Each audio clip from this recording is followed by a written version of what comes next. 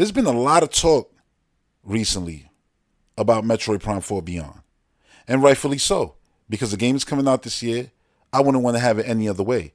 But a lot of the talk about Metroid Prime 4 Beyond isn't actually super positive. A lot of it now is negative. It's people nitpicking at the visuals. And again, there's things to nitpick. I get it. But people also aren't considering that it is a Nintendo Switch 1 game. That's a whole nother conversation.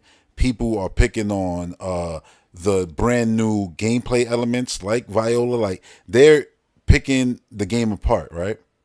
To the point where I've seen people now picking on Sylux and calling him a nothing character and saying, what's the point of a Sylux? And da da da. And I just don't get this, because every brand new game has a villain there. Now, granted, I'll use a recent game release that had an insane trailer and there was a villain. I guess he's a villain. I don't play the game, but there's a villain in the trailer.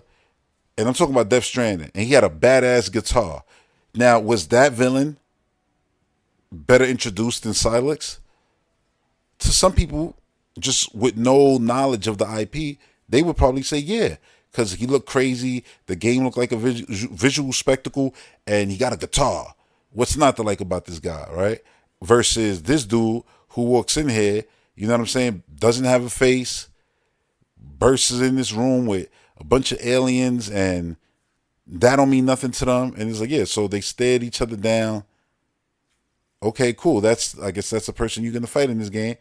I don't really think nothing of this character is not as, bombastic. You don't got a guitar, but sure. Like, that's just the way it would play out in my mind.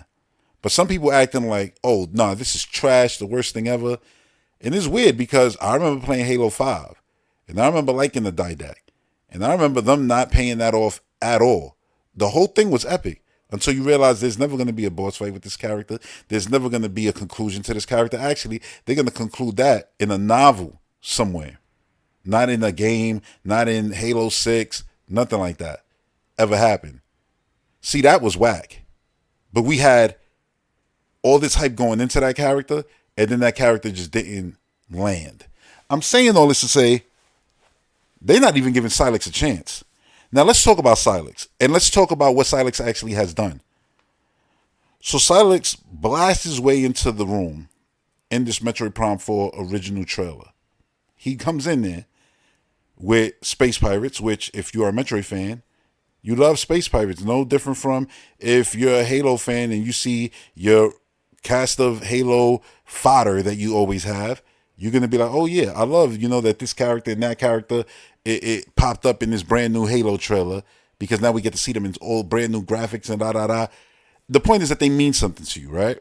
You know these characters, whether it's the little guys who run around talking nonsense, you know what I mean? Demon, and all that. Or the actual elites and stuff like that, right? They mean something. So for a Metroid fan, space pirates mean something. Seeing Sylux aligned with space pirates means something. And then seeing the Metroids be like, yo, that is the titular character right there. And then it loads in your brain that it's like, wait, there's only one brain inside. Wait, those are mock droids. They aren't even real. So there's story beats there, elements there. Now, let's go prior to that. Who is Sylux? Oh, Sylux is a nothing character. How? His introduction. He was flying over Samus. He had a ship and everything. So he already had like this. And then remember, this is done on the DS. Some mainline Metroid stories happen on handhelds, like Metroid 2. Others happen on home consoles, right? And I use Metroid 2 because Metroid 2 pretty much, just lived on handhelds, even the remake. It wasn't like, oh, there's a console version. Sure, there's virtual consoles and there's a Nintendo Switch Online where you could play it, but there's never been a version made for a console of Metroid 2. So that's, again, a handheld game. You know what I'm saying? And it happens sometimes where major story beats happen in a handheld game. So you have Sylux, already hunting Samus, but then you get to play as Sylux. So if you played Hunters and Samus wasn't your main, probably one of the other Hunters were. So for some Metroid fans, it was Sylux in the mines and everything he was doing. You know what I mean? So we got to play as him. Then we found out from the various, interviews and things like that, that this is a character that was hopefully going to play a larger role in the future of the series if the Prime series continued. So then that made us as fans intrigued about Sylux more than any other hunters. Then Federation Force happened. Again, another handheld game where a major important story beat happened. I know, maybe they shouldn't happen on the handheld games. Maybe this is something that should have happened on a Dread quality game on a console. I get that. That's a whole nother conversation to have. But I'm just saying what's actually happened. At the end of that game, Federation Force, Sylux, again, kicks in the door, waves in the fofo, takes some mock droids. So when, again, you see him in the future, far future, the wait's been long. The wait's been long. Like, it's been a long time in game. It's been a long time in the real world. But we see Sylux again, same introduction, kick in the door, and this time he's packing mock droids that are going to take over giant bosses that we now know you're going to fight in the opening of the game and things like that. Blast the artifact that we now know is going to, take you to a different point in time, to a different planet, Vuros. Like, we have all this information. And now in the last trailer, we see Sylux floating in the air, looking super powered up, like what's going on there. So this character, everything about this character for a Metroid fan is great. And me, as a fan of Halo and Metroid and Doom, I like all of the goddamn, Samus-like characters, basically. Being a fan, I'm just hoping that we don't have that Didact situation where it's like Sylux doesn't live up to the hype. I 100% expect Sylux to have a moment where either he becomes good and helps us against a bigger threat, or there's a bigger threat that he basically instigates. You know what I'm saying? And so he's not literally the number one main bad boss of the game, even though he is the main antagonist of the game. It's not the last thing that you're going to fight. Or if it is, it'll be something more like, he's part of that thing. Whether he, transforms or is riding a giant brain like Mother Brain. I don't know what's going to happen. But I think that's, what we have really to go on. Because Sylux, what do we know? Is that Sylux hates the Federation. Sylux hates Samus. We're probably going to find out, hopefully we'll find out why those two things are the way they are. Or his armor, we know, is stolen from the Federation. So this is just stuff that he does. Runs around taking stuff, whether it's mock droids, whether it's becoming the leader of the pirates. There's a lot of things there that we need to learn. And look, the game probably won't hit you over the head with it. But understand, we're going to be going through these locations where they will be doing stuff. So we're going to scan stuff and we're going to learn. And that's how we're going to get details and more stories on this character. Because Metroid isn't a game that really throws all the story in your face. And that, again, is something that's more for the core audience. So while I'm sitting here sounding like, yo, you defending Sylux, at the same time, not really. I'm just saying, for the core fans, Sylux is fire. We are excited about Sylux. It's more exciting than a giant brain or Aurora unit. Is more exciting than Dark Samus again, even though I 100% expect Metroid Prime to return. Whether, Prime returns as Dark Samus, Prime form, Lamorne form, I don't know, but I expect that villain to return because the name of the game is Metroid Prime. Now, you're not going to make a game without Metroid Prime. Sylux is going to have a role in all that. Sylux is exciting to us, but to the person from the outside looking in, sure, it's not the most exciting thing, but it's not like his design is whack. Like, they made his design way better. You know what I'm saying? He's unique, alien. It all looks unique to this IP, which is nice. And then, like any other story, it's like, all right, that's the bad guy. Cool. Like, you don't need to know everything immediately in the trailers. They're not going to spoil you everything in the trailers. Like, they'll give you more action, I'm sure, in the upcoming trailers leading up to launch. Look, we're almost in October, so that means the road is about the journey to launch is about to truly begin. So again, we'll see more, right? I think we had our trilogy of trailers, and now they can, show a lot more of the game, show Viola. These are things that they wanted to roll out when they wanted to roll out that information.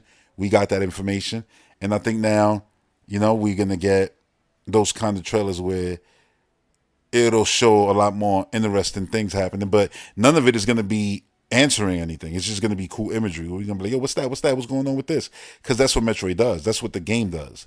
You get things answered even as you play the game in a slow pace. You know what I mean? If you're talking Metroid Prime 2, you're going to land on the planet. Then you're going to find the remains of Federation ships and things like that, but not find any bodies. Then when you finally find the bodies, you're like, all right, they got killed by these things. And then it's like, yo, zombies. And that's just the beginning. And that's just a slow build to the opening of that game. And now a bunch of Federation zombies, they taken over by this enemy. Now you find out about the enemy, the Ing and all of that, which was in the video that you had saw prior to all of this nonsense. Like, and then you get introduced to Dark World, and now you're being transported to this other world. What's the meaning of this world? Then you find, the actual, like, yo, the game just throws, story at you as you progress through it slowly. Some people might say, oh, that's a lot of games. It is, but for some reason, Metroid is now all of a sudden getting scrutinized. Like, it's weird, and literally like pinpointing Sylux as like this giant negative nothing character. This character is so boring, it's hurting the game. It's taking my interest away from the game. Like, to me, that's nonsense. I've never heard something like this happen for any other video game, let alone a video game that's so beloved, an IP that's so beloved like Metroid, where it's like, yeah, we're just gonna pick apart this character for some reason. Now we've known about this character forever. Us Metroid fans been hyping this character forever, and all of a sudden now there wants to be like this small group, because it's a small group of people who just want to like pick apart Sylux. Like, what are we doing here? Like, that's super weird to me. Like, that's crazy. Like, it's just nuts that people are doing that. But yeah, I think Sylux is definitely going to deliver. I think we're going to have epic fights on, Viola against Sylux. I think Sylux is going to be upgrading themselves the same way we upgrading ourselves.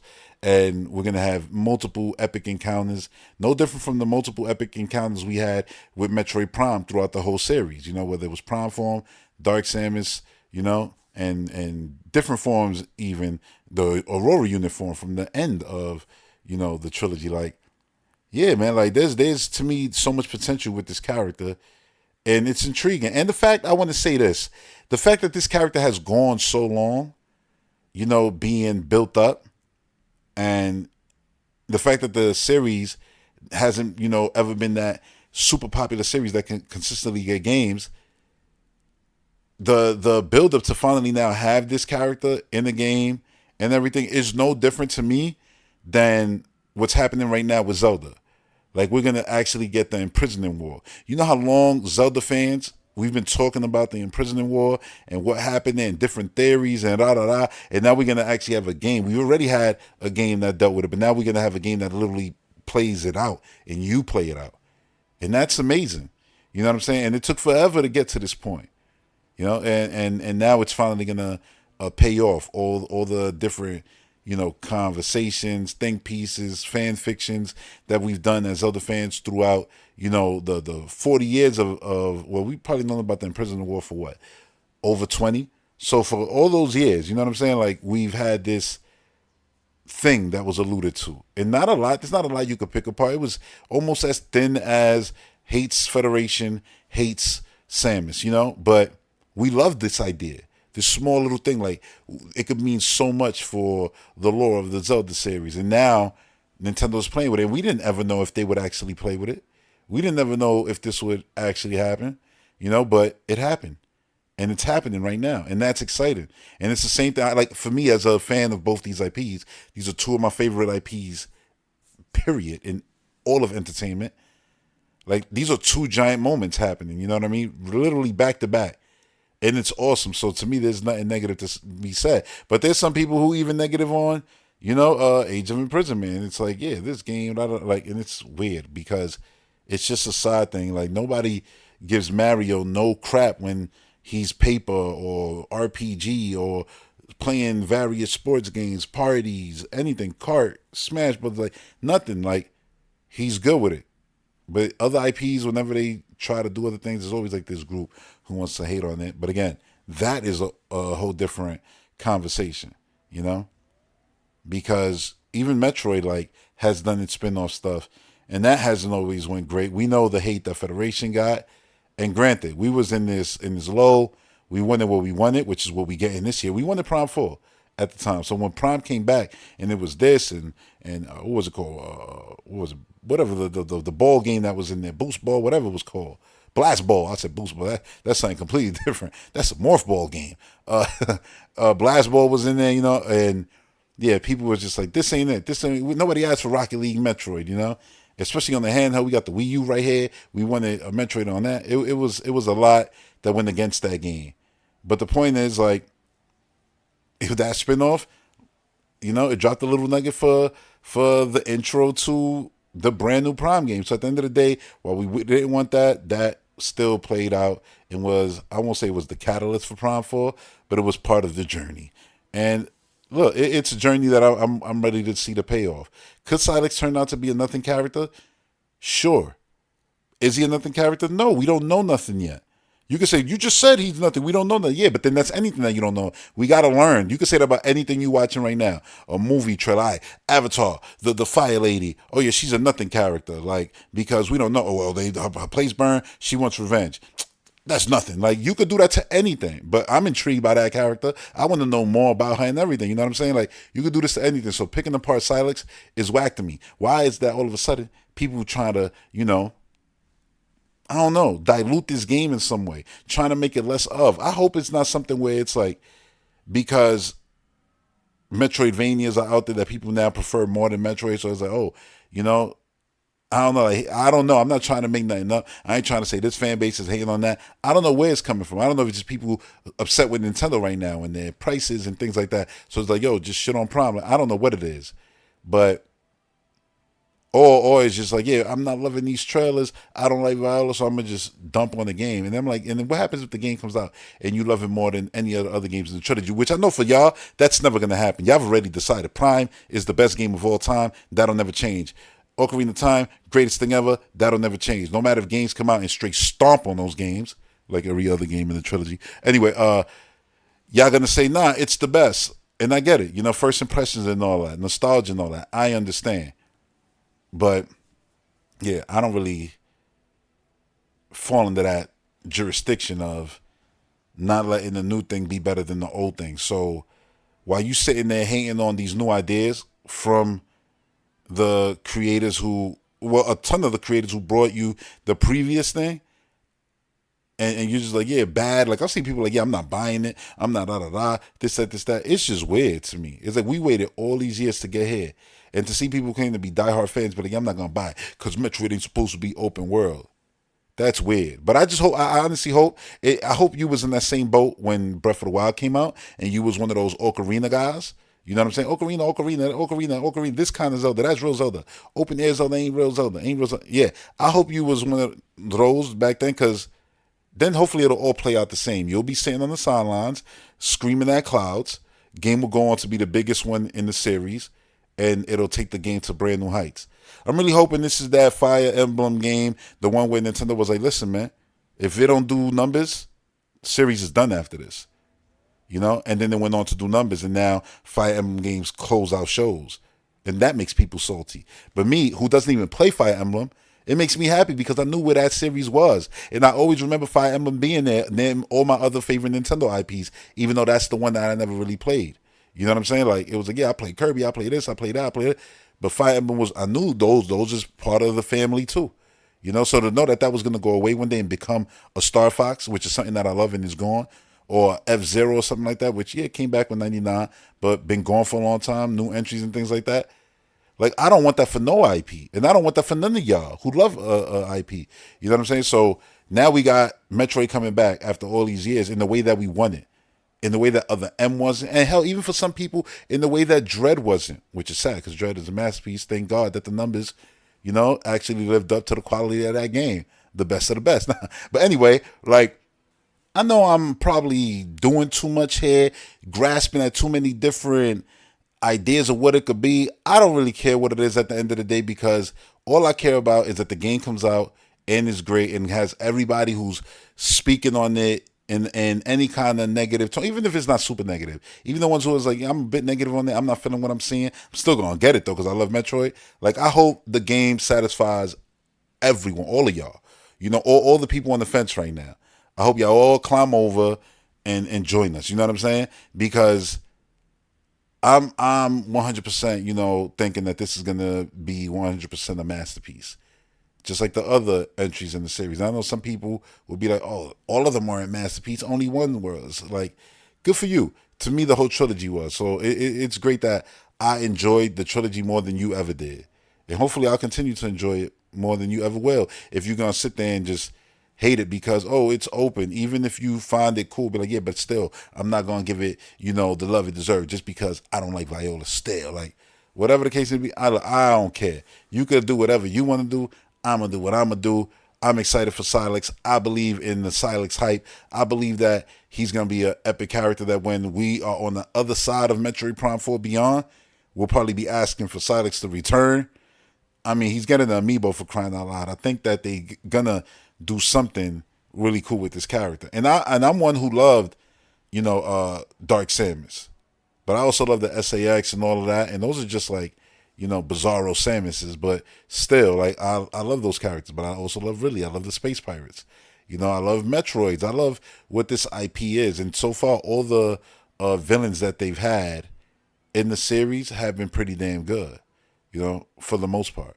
Probably just not the M. And if you count the actual end villain, it was a Super Metroid villain. So kind of still good, Look, I'm done. I ain't gonna sit here and defend Sylux no more. Cause one, I don't think Sylux need defending. I think Sylux look cool. I think Sylux been badass since he was introduced. Or she.